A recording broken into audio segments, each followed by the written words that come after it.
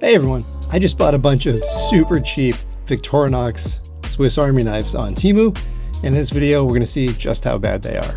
So we're going to start with the most affordable knife on the list here. This was $1.87. So I'm looking at this, the quality is very questionable as expected.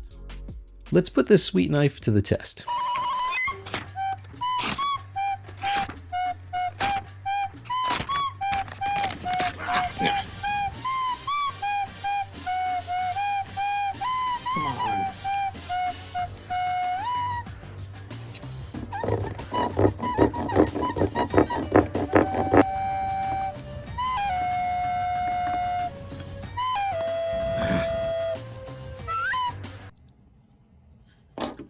I mean, look at this corkscrew. This thing is so puny. So this is a regular Swiss Army knife corkscrew. Definitely a big difference in quality here.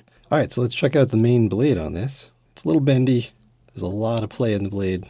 Ah, it's a pair of scissors. Again, super, super thin metal. So I don't know if this is supposed to be sharp. I don't have a Swiss Army knife with a fish scaler, but this is very dull. Oh, well, look at that. Never had that happen with the Victorinox. So I've noticed that this tool, when you try closing it, just doesn't line up. Good job. If this is a saw, it is completely dull. So there's our can opener. This is not even a little bit sharp. This is so incredibly dull. This probably will open a bottle, but you're not opening a can with this. No way. The Phillips is kind of funny because it's so small. Let's check out the scale tools here. Have these teeny tiny tweezers. Look how flimsy these are. So I would say the tweezers are completely useless on this one. Let's check out the toothpick. Yeah, I don't think I would want to put that in my mouth. This small knife, I would give a score of 2 out of 10. I mean, technically it's a knife and technically it kind of works, but all the tools are horrible. They crash into each other, doesn't close properly, and everything is super thin and wiggly. All right, so this is now the biggest multi-tool we're going to be checking out that's in the Victorinox style. And I have high hopes for this because I spent $7.48 for it. So this comes in a very unceremonious white box. There is nothing written on it. Whoa, that's a big boy.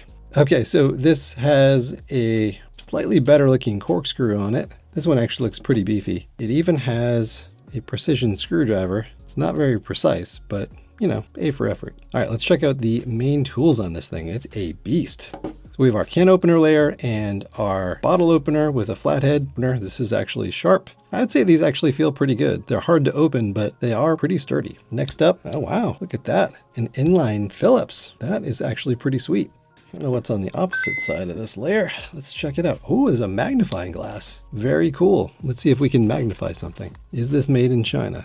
I'm gonna put this up to my eye and see what I can see. I haven't used the Victorinox one, so maybe they're just as useless as this, but not so good. Not my favorite tool in the world. So the next layer is a set of pliers, and I can't imagine you're gonna get a lot of grip compared to these much more precise ones that are on the Victorinox. It's kind of like a bad photocopy of this tool, but it's cool they include it, and they do open and close pretty smoothly.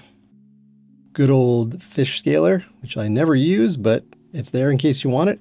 That one closes correctly, unlike the last one we looked at. Next up, the saw. All right, this saw is much better than our cheap one. This is actually pretty sharp. I could see this working out decently. It seems relatively rigid, so not a half bad saw on this. And again, all the tools in this, they might be a little hard to open, but they do close without getting caught up. These scissors aren't bad. They can even cut a zip tie. Then it has a small blade, which isn't very sharp, and then we have our large blade. This is moderately sharp, I would say, but you know, not bad quality. This is actually quite a bit thicker. And then for scale tools, we have these tweezers, definitely better than the cheaper ones. Not as good as Victorinox, but they might work. And then the same weirdly short toothpick that's not very straight. So again, not putting that in my mouth. Okay, so let's check out these backside tools. So this is a very dirty tool. It's like a small flathead driver. I don't really understand what it's for. Okay, and then we have an awl, which is not really sharp at all, but there was an attempt made to make this sharp. So this is not the best knife in the world, but it's actually not horrible. So I would give this maybe a 6 out of 10. This last one is exciting because it's supposed to be like a Victorinox Alox knife. and it was only $3.48. Let's see how good it is. So yeah, it's got aluminum scales. They actually feel pretty okay, I suppose. Look at this. You don't have to decide between a corkscrew and a Phillips screwdriver. You get them both. The problem is, it's just okay. All three of these tools are kind of just random little shards of metal. I think it's kind of a cool design though, because you have 5 backside tools and these are quite easy to get to. So I don't hate it. I don't think these are the best made tools, but from a design perspective, this isn't half bad. So that's the backside tools. The main blade is reasonably thick and there's a little bit of play, but it's not horrible. You know, it's fine. I'm guessing this is the opener layer. The can opener is okay-ish, I suppose, but it's really rough. The bottle opener has that smooth style from the other ones, but it's reasonably thick. So these don't really lock in at all, so I'd be a little nervous about putting much pressure on these. So the scissors have that same weird hump for the nail nick. And you know, I mean, the quality of these is not great. These really feel pretty terrible. Unlike the fancy $7.48 multi-tool, this one is completely dull. Ah, the saw. You're not going to saw anything with this blade. It is super dull. I'm pressing pretty hard here and barely feel it. This is our friend the fish scaler. So this is pretty much as sharp as the saw blade, which is to say not sharp at all. But let's see if this thing closes without catching on things. That's not as bad as the little guy. All right, so at least these things don't get caught up on each other and they seem okay quality. I do like the scales though. Those are pretty cool looking. So I would give this one maybe a 4 out of 10. It's certainly better than the little one, but it's not a great tool.